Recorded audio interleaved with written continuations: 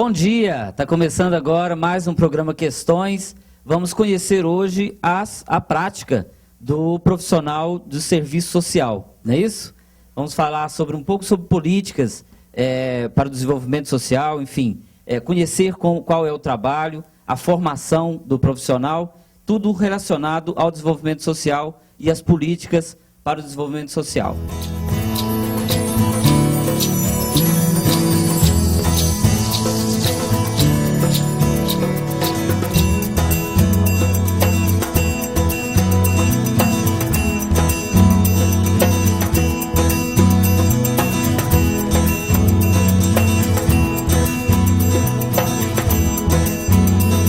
Muito bem, então vamos começar, como diz, começar do começo, né? Quando a gente fala sobre serviço social, sobre profissional do serviço social, nós estamos falando de quê exatamente assim? Quem é esse profissional do serviço social? A gente pode trabalhar na saúde, na assistência, podemos trabalhar nas empresas. Na saúde, o assistente social está presente nas unidades de saúde, nos hospitais. O assistente social ele pode trabalhar nas escolas, como gestor, como atuando na ponta dos serviços. Enfim, nós temos uma amplitude grande de atuação profissional. E ele lida sozinho ou ele trabalha geralmente com outros profissionais, com outras áreas? Nós estamos sempre trabalhando multidisciplinarmente. E no caso da gestão também, de qualquer forma, a gente sempre busca a participação dos outros profissionais como para ampliar mesmo a visão e a possibilidade de atuação. Então, nós sempre buscamos as parcerias e a interdisciplinaridade. Inclusive, no curso, a gente procura trabalhar muito essa questão da interdisciplinaridade. Quando a Virgínia apresenta as possibilidades de atuação do assistente social, do profissional do serviço social, e ela apresenta a saúde, a assistência e as empresas, eu incluiria as outras políticas sociais, né? Ou seja, eu acho que o assistente social ele tem uma formação adequada para trabalhar multi e interdisciplinarmente, como a Virgínia disse, mas ele tem condições de trabalhar como gestor, como planejador, até como pesquisador, porque ele pode desenvolver, inclusive, diagnósticos que são importantes no processo de planejamento propriamente dito, né, da profissão. Ele pode atuar também na área da educação, né, que é uma política social. Ele pode atuar no campo da habitação. Ele pode atuar também, eu diria hoje, além das políticas sociais públicas de Estado, que se são públicas, tem uma atuação direta do Estado, a gente tem que pensar que tem um ambiente, um espaço de trabalho significativo para o assistente social hoje também, no chamado terceiro setor. Então, ele pode atuar tanto na iniciativa privada, como no setor público, como ele pode também atuar no terceiro setor, que são as ONGs, as OCIPs e outras formas, né, de organização que partem da sociedade civil e que hoje são ambientes de trabalho significativos para os cientistas sociais e para o assistente social, não é? Sim. Agora, parece que é mais claro para a gente, assim, quando a gente fala do médico, quando a gente fala do psicólogo, a gente sabe mais ou menos com o que ele lida, né? O assistente social, ele lida com o quê? Ainda falando sobre as áreas que o assistente social atua, uma área importante que não foi dita aqui, mas que é um campo muito abrangente, é a previdência, né? E o assistente social trabalha dentro da previdência. Tem processos dentro da previdência que não funcionam sem a presença do assistente social. E o que ele vai fazer, voltando à pergunta que você me fez, ele vai trabalhar com o indivíduo e principalmente com a família de um indivíduo. Seja em risco social ou em vulnerabilidade, o campo, o objeto de trabalho do assistente social é o indivíduo na sociedade e principalmente em família. Então, tudo que envolver família, tudo que envolver o indivíduo faz parte do trabalho do assistente social.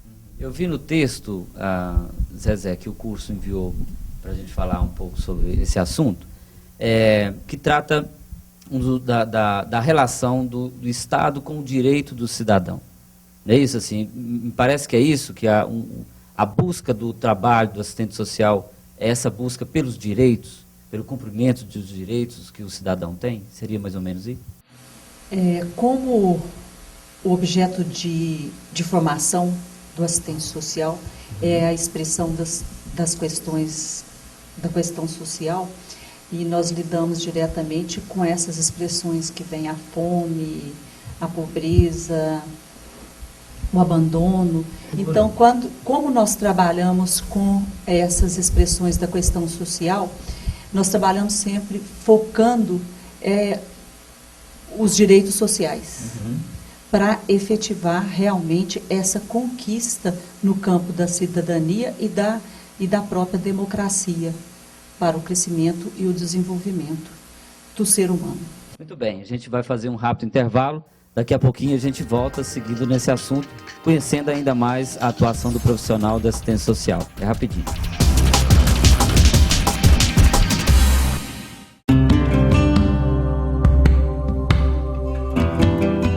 Primeiramente, algo que constrói, que modifica o próprio eu. O tempo todo eu estou estudando, eu posso ter contato com os livros, com as novidades que estão sendo discutidas na academia, mas o tempo todo também eu estou trocando isso que eu estou estudando com outras pessoas. E aí, essa é a parte mais interessante, esse momento de troca, esse momento de perceber que alguém me ouve, que alguém se modifica a partir daquilo que a gente discute. Para mim, ser professor é troca, é interação com o outro.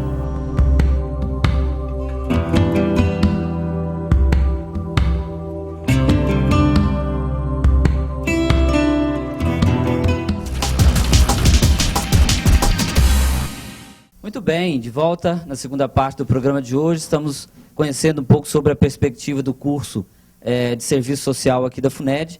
E nós finalizamos o primeiro bloco falando um pouco, e a gente queria discutir agora mais, sobre como surge, né, um pouco do contexto, como surge essa nova perspectiva de direitos sociais. Né?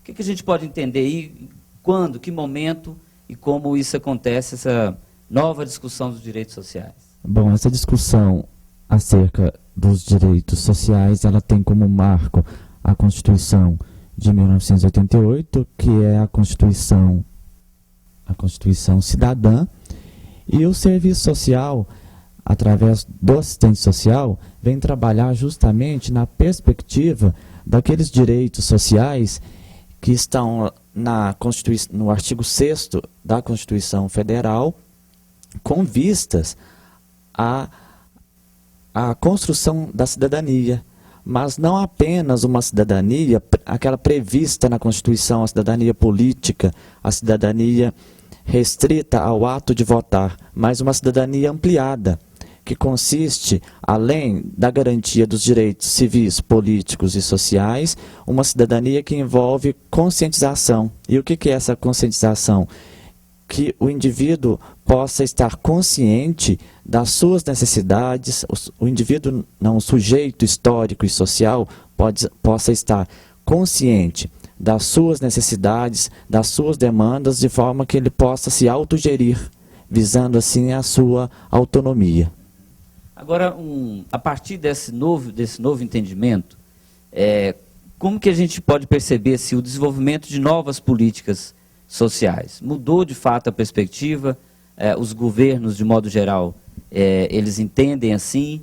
E quais as políticas que a gente pode entender que de fato são novas? Como o Aurimar disse, nós temos um marco regulatório que não significa apenas um marco regulatório legal. Porque o que aconteceu nesse país foi todo um processo de construção da democracia que se deu a partir da década de 80. E eu acho importante, nessa questão das políticas sociais, que a partir daí, a Constituição de 88, ela estabelece possibilidades de o cidadão, como o Aurimar disse, se entender como um sujeito de cidadania, ou seja, ele vai ser coparticipante das políticas públicas sociais. E aí não só a política pública de assistência social, ele vai atuar através, por meio dos conselhos setoriais de políticas públicas. Tanto é que nós temos vários conselhos, né, que se definiram a partir daí e outros que depois se estabeleceram.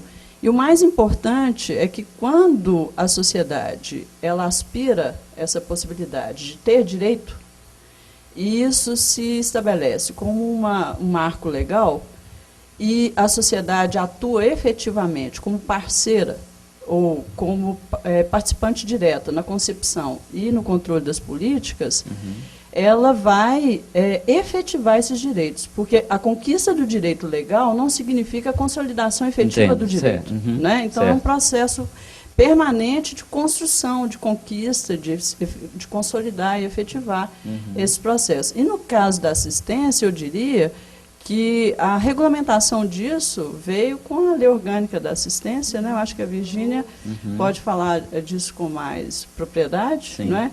Se a gente pensar especificamente na política pública de assistência social. Lembrando que ela, como as outras, ela deve estabelecer uma interlocução com as outras políticas. Aí é que a gente pensa e há um esforço de intersetorialidade, né, desses setores se comunicarem. A ideia é pensar integralmente né, nisso tudo. Até porque é o ser social, né? Então, pois é, algumas... A Márcia estava falando de uma legislação específica? LOAS? Em 93, com a aprovação da Lei Orgânica da Assistência Social, ela traz aí, no seu bojo, né, os princípios, as diretrizes para a efetivação da assistência social no país. E ela cria toda a instrumentalização para essa efetivação, para dar eficácia também em todos os serviços que viriam aí compor a assistência social como política, né? Porque, afinal de contas, a política de assistência social é a última política instalada no país, no bojo das políticas sociais. Então, com a criação dos conselhos, nos três níveis, no federal, no estadual e no municipal, e depois, em 2004, nós temos aí também a efetivação da Política Nacional da Assistência Social, com a criação do Sistema Único da Assistência Social. Esses eventos, né, legislados, né, eles trazem realmente um diferencial para a profissão do assistente social, né, com a criação de todo realmente um sistema único da assistência social, e isso foi preciso trabalhar todos os projetos pedagógicos da formação do assistente social para dar um novo foco e uma nova concepção, até mesmo no que é política pública e como é que ela se efetiva na direção da cidadania e no processo da democratização, porque foi justamente no processo de democratização que surge todas essas legislações. Eu fiquei pensando na questão que a gente começou o bloco falando sobre cidadania, né? Como é que é a participação do cidadão? Como é que o cidadão consegue interferir nessa política hoje? É a partir do conselho, me parece, né? Em se tratando de uma democracia representativa, a participação ela ocorre através do ato de votar. Mas hoje nós já temos a perspectiva da construção de uma democracia participativa. E hoje a participação do cidadão ela pode ocorrer através dos conselhos de políticas públicas. É uma forma de uma participação mais direta do cidadão, né, na avaliação, na formulação das políticas públicas. Só completando o que a Aurimar está falando, isso que acontece dentro do conselho, essa participação da sociedade, é o que a gente chama de controle social. Então, o único meio que não vou falar o único não, mas o mais eficaz, né, onde a gente pode efetivar esse controle social é dentro de um conselho. É onde a gente vai para participar. Quando eu falo a gente como cidadão, né, para verificar se o que é colocado para a gente, se o que está para a gente como direito está sendo efetivado ou se não está. Se não está, é o campo que a gente tem para levar que não está sendo e buscar soluções ali dentro do conselho. É um órgão representativo do cidadão.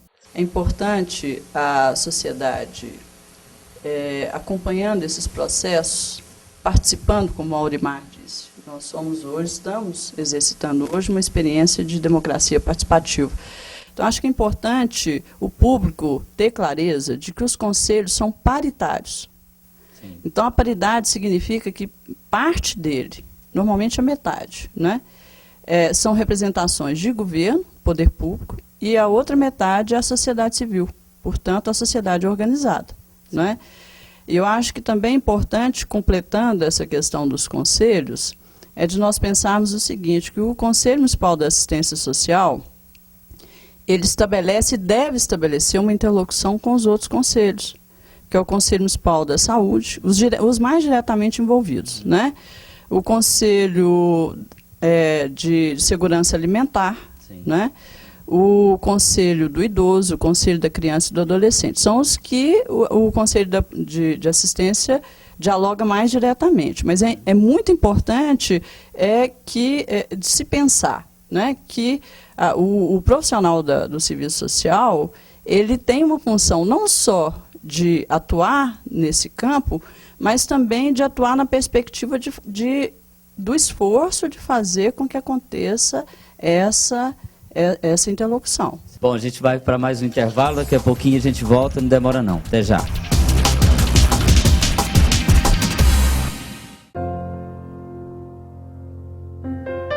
Tenho uma doença rara que ataca a minha visão. Meu remédio é muito caro, meus pais não podem comprar. Às vezes, tenho que ser internada rápido. E sabe quem me ajuda? O coração de criança, que cuida de mim e das crianças com todo amor e carinho. Maria Eduarda.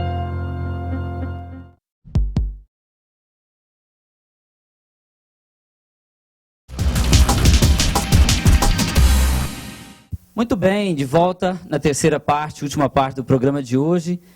Vamos conhecer um pouco agora sobre a proposta do curso, né? A proposta pedagógica do curso de serviço social aqui da FUNED, do INESP, né? Oferecido pelo INESP na FUNED UENG. A Zezé vai contar para nós, né, Zezé? Qual é a proposta que o curso traz aqui? A FUNED ela tem 3 unidades formadoras de assistente social, né?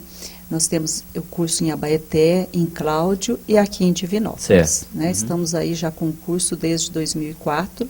Eu vejo o assistente social atuando no seu cotidiano profissional, e isso é resultado de um projeto pedagógico que considera o projeto ético-político da categoria dos assistentes sociais, né?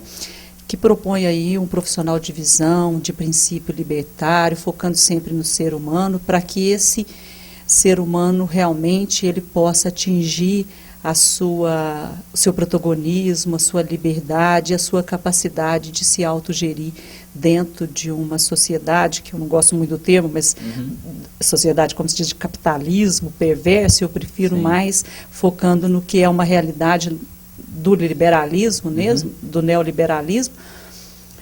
Então, para isso, o nosso projeto pedagógico está muito bem organizado, e trabalhar na efetivação dessas políticas sociais, realmente tem hora que é um desafio para nós que chega até a ser mesmo uma utopia. E, enquanto alunos, tem muitos trabalhos, o que vocês buscam e o que vocês encontraram aí no curso? Né, a gente procurou entender um pouco da educação inclusiva, mas focada para surdos. Entendi. Eu, particularmente, já conhecia a escola, eu fiz o curso dentro da escola antes de desenvolver esse projeto, mas foi uma perspectiva diferente. Então, lá a gente aprendeu que o surdo, ele precisa, a educação inclusiva para ele, ela tem que ser feita de uma forma diferenciada, porque a deficiência dele é sensorial. Então, o que a gente trabalha com língua e linguagem, com ele é diferente. Né, ele precisa aprender a Libras, que foi criada, né, justamente para ele poder se inserir, né, e aprender muita coisa que ele, num ambiente, se ele não tiver esse ensino, essa preparação, se ele vai direto para uma escola regular, o aprendizado dele não ocorre da mesma forma. E o assistente social, nesse processo, ele cuida justamente disso, para saber se aquela família está amparada, está preparada para as novidades que vão apresentando aquele aluno surdo, e se aquela escola para onde ele vai, aquela escola regular para onde ele vai, está preparada para recebê-lo. Certo.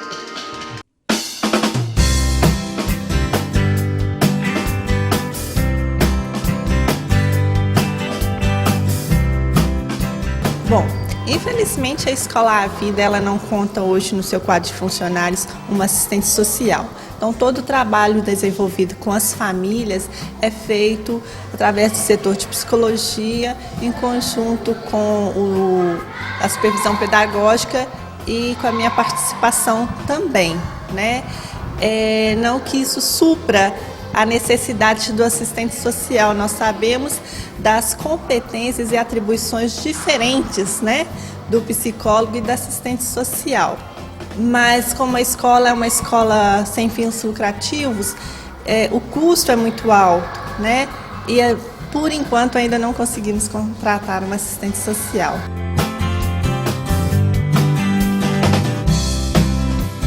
Né? A gente faz um esforço para que tudo saia bem, fazemos o grupo de pais, para que os pais participem, oferecemos o curso de língua de sinais para as famílias, que também, devido a uma demanda da comunidade, é aberto à comunidade também. Fazemos trabalhos para a inserção social, encontro de surdos e ouvintes, forró, participação em faculdades, escolas, onde nós levamos os nossos alunos e também trazemos os alunos das outras escolas para dentro da Escola A Vida.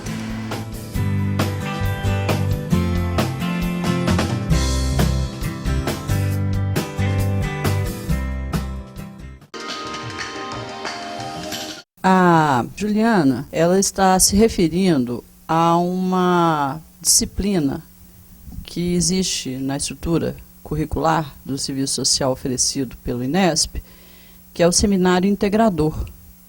Então, essa disciplina é assumida por um professor que coordena os trabalhos.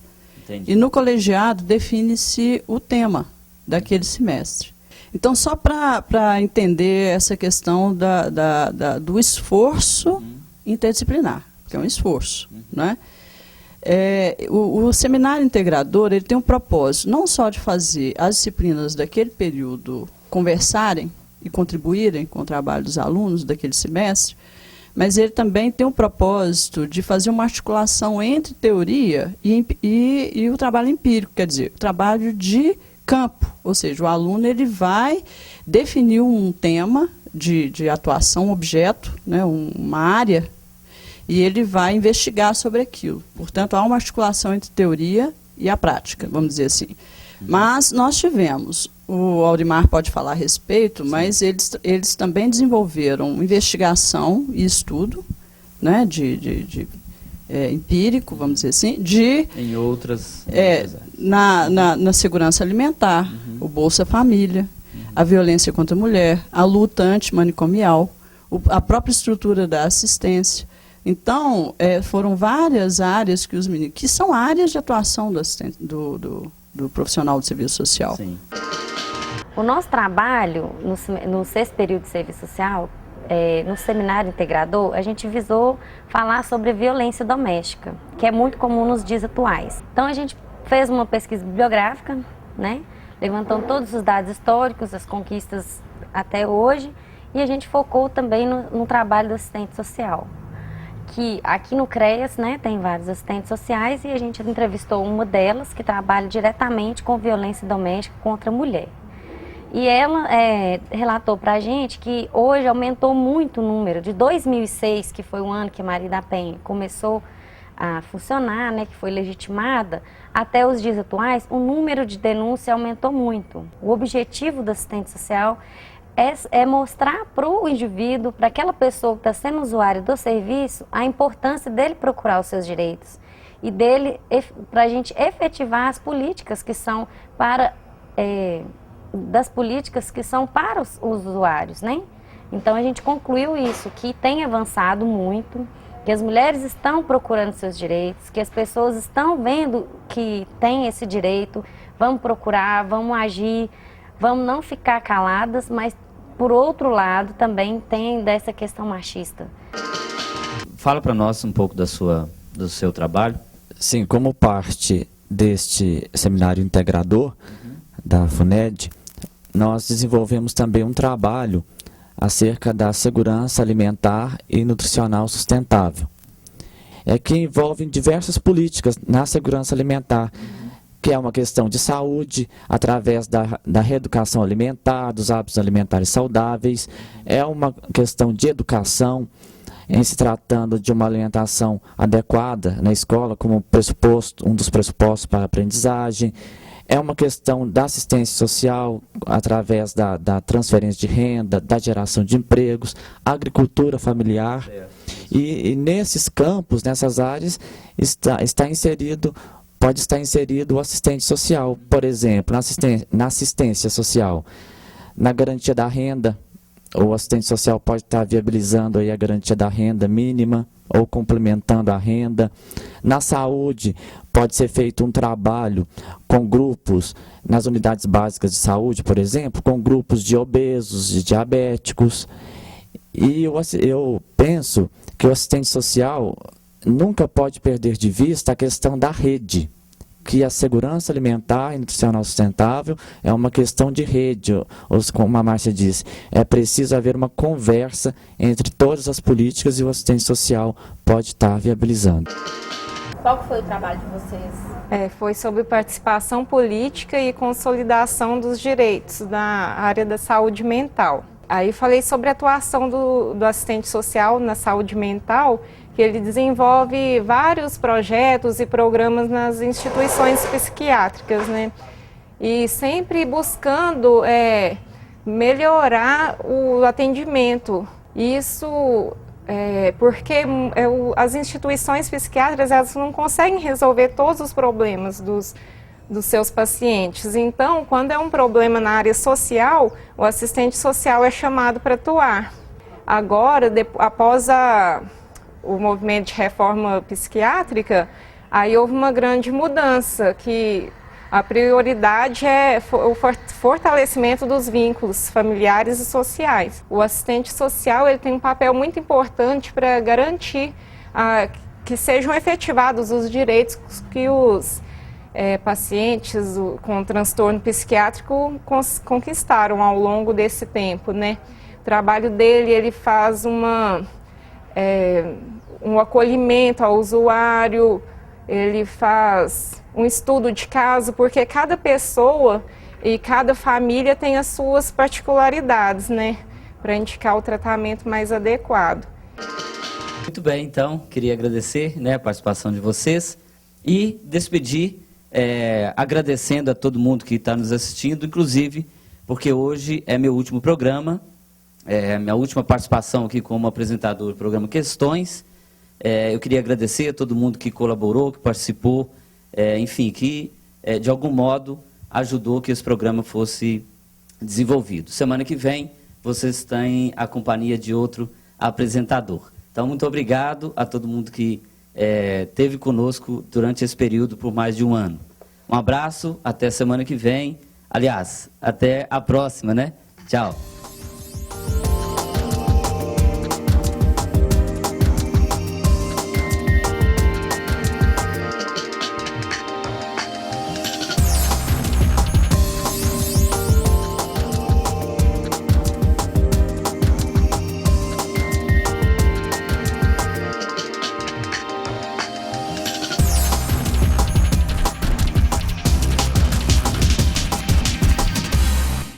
Muito bem, agora que terminou o programa de hoje, você pode ir até, quem é de Divinópolis ou mais próximo, pode ir até a Praça do Santuário, Praça Benedito Valadares, aqui no centro da cidade, para participar da feira do ISED.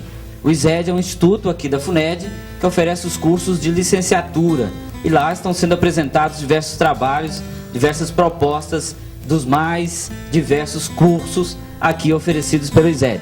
Então, não perca, vá para lá, vá para a Praça do Santuário acompanhar essa feira do ISED. Até mais.